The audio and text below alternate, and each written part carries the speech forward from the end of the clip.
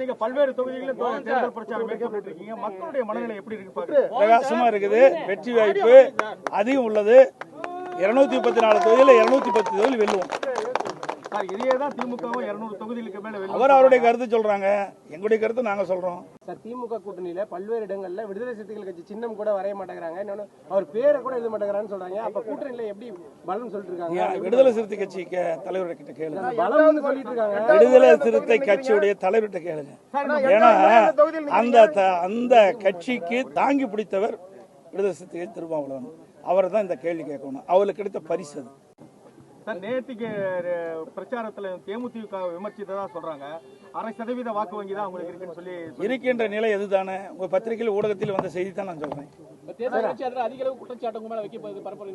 என்ன குற்றச்சாட்டு சொல்றாங்கன்னு சொன்னா அதுக்கு பதில் சொல்ல தயார். இல்லையே, நான் தெளிவுபடுத்திட்டேன். எல்லா பத்திரிகையில ஊடகத்திலும் வந்திருக்குது. 2026 கொடுப்பேன்னு சொன்னேன். அவர்களுடைய மனநிலை வேறையா இருந்தது. கூட்டணி மாறிட்டாங்க. சார், தமிழகத்தில் மும்மொழி கொள்கையை கொண்டு வர இப்ப சொல்லுவாங்களா மோடி அவர்களும் அமித்ஷா அவர்களும் சொல்லி சவால் விட்டுருக்காரு ஸ்டாலின் அவர்கள்?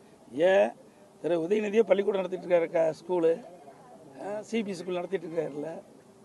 எல்லாம் அவையெல்லாம் நடத்தினா அதெல்லாம் வேணா எந்த மொழி வேணாலும் அனுமதிப்பாங்க. ஆனால் கேள்வி விட்டு கேட்குறீங்க. அவரை கேளுங்க. பள்ளிக்கூடம் நடத்திட்டு இருக்காரு, இப்போ ஒரு ஸ்கூல் நடத்திட்டு இருக்காரு, இல்லை சிபிஎஸ்சி ஸ்கூல் நடத்திட்டு இருக்காரு இல்லையான்னு கேளுங்க.